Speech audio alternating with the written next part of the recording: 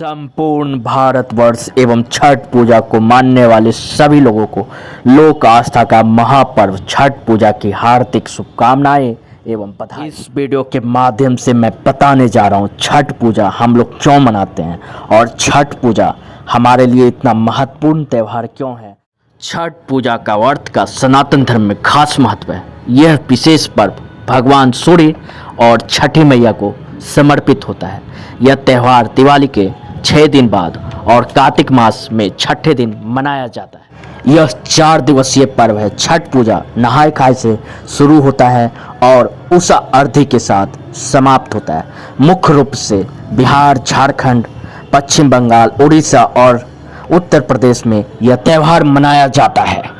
हम बिहारियों के लिए छठ पूजा एक ऐसा पवित्र त्यौहार है जिसके लिए हम लोग कुछ भी त्याग कर सकते हैं। अक्सर आप लोगों ने देखा होगा दिवाली के बाद छठ पूजा के समय ट्रेन में इतनी ज़्यादा भीड़ होती है बिहार आने वाले लोगों की।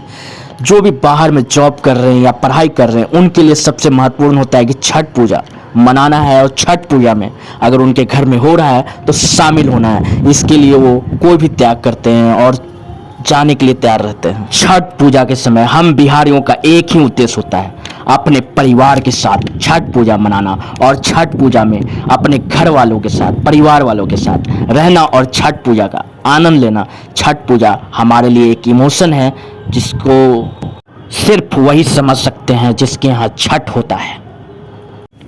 4 दिन तक चलने वाला ये महापर्व की शुरुआत नहाय खाए से होती है।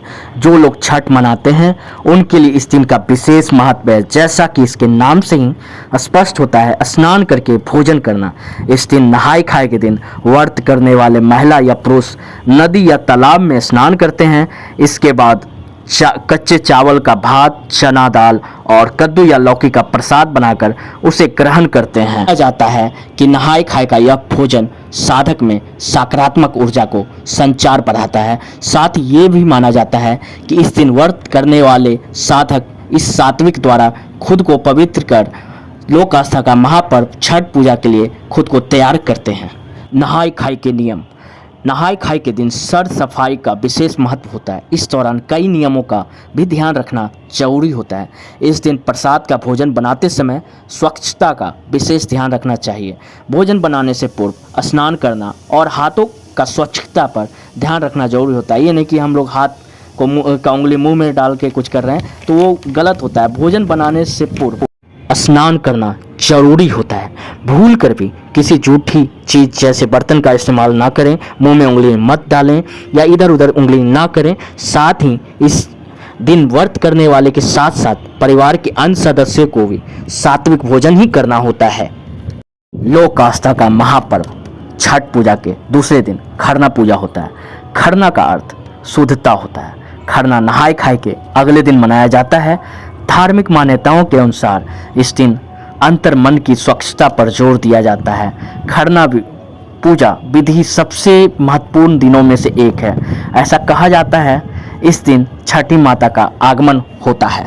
इस दिन व्रत करने वाले लोग सूर्य उदय से सूर्यास्त तक बिना पानी पिए पूरे दिन भर निर्जला व्रत रखते हैं।